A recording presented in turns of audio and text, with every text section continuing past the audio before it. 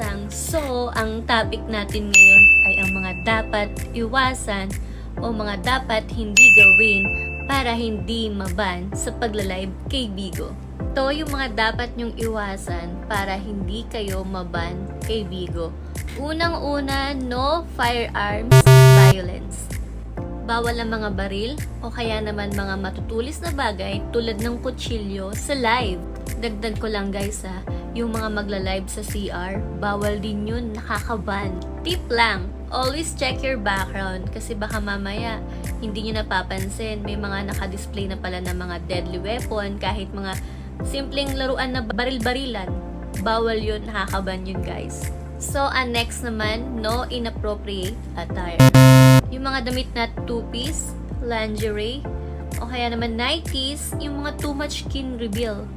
Bawal yun guys. Sa lalaki naman, bawal naman yung naka-boxer lang, maninipis na sando, yung mga nagpapabakat ng uto. Guys, tandaan nyo, Bigo lang tayo, wala tayo sa 8HM ha. So guys, kung may napapansin man kayo sa Bigo na mga nagla-live na mga sobrang sexy man na met, yung tipong kita na yung mga kaluluwa, yung as in, kita na yung harap niya, kinatago, wag nyong tularan yun ha. Kasi yung mga yun, hindi yun mga official Bigo host. Okay? So, yung mga account nila, laging nababan. So, paiba-iba na lang yung mga gamit nila. Kasi nga, hindi sila official Bigo host. At bawal na bawal yung mga ginagawa nila kay Bigo. Kaya, huwag tularan. Sunod naman, no sexual content. Mga usapang malalaswa. Guys, pag meron kayong mga nakitang ganito sa Bigo, huwag nyong tularan. Kasi mga hindi yun official Bigo host. Sample dito yung mga nilalabas pa yung dila. Ano? Tik-tik yun. Hinahawakan yung mga masaselang parte ng katawan. Like yung chest part. O kaya naman yung sa baba. Lalo na yung mga nagpapakita ng mga puwet, mga singit. Pero maitim naman. Char. Hindi, pero totoo. Bawal yun kay Bigo. Magkaroon tayo ng decency sa content natin kay Bigo guys. Sunod naman, no drugs and alcohol. Bawal yung mag-iinom ka dito na naka-live ka guys. Lalo nakita yung mga bote ng alak sa live mo. Bawal yun, mababan ka. Pati yung pagyoyosi o kaya naman yung pagbibabe, bawal din yun.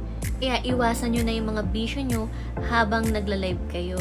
Ganon dito kay Bigo guys. Kikita ka na, magiging healthy ka pa. Wow! So next naman, no soliciting of password. Bawal magtanong ng password sa ibang Bigo host, lalo na kung sa live mo ito tinatanong. At mas worse, may tendency pang ma-hack ang account nyo. Kaya wag na wag kayong magbibigay ng details na kahit na kanino.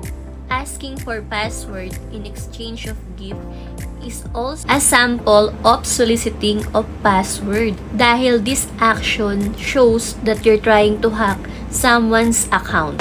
Pabala lang, yan ang mga ginagawang pain ng mga hackers, instant GCash or instant gift daw.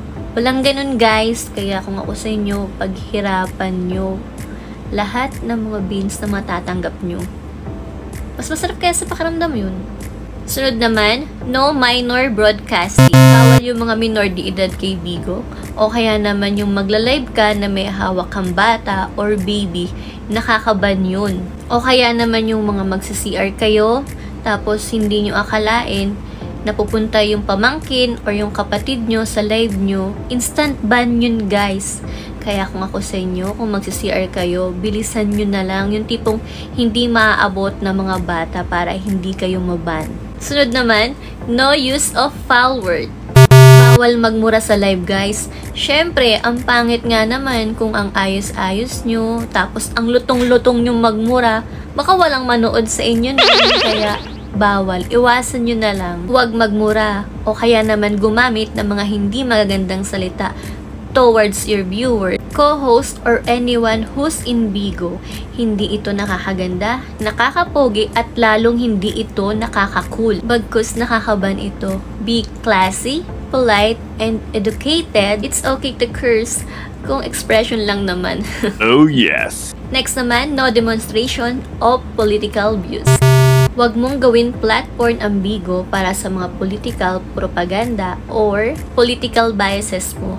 Ang Bigo ay for entertainment use lamang. Hayaan mo na yung mga political Kemerut outside Bigo. At ang last, no gambling. Wag na wag magsusugal sa live.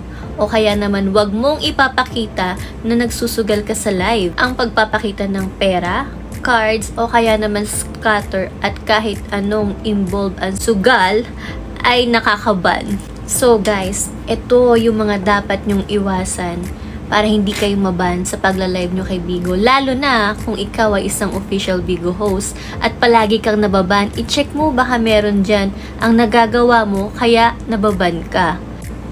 Kaya para sa mga wala pang agency, naghahanap ng agency, gusto maging isang official Bigo host, i-message nyo kami dito sa mga account namin ng ABCPH Agency or ABCPH Agency page at sabihing applying for Bigo host. Basta kompleto kayo ng requirements, pasok kayo agad sa agency namin.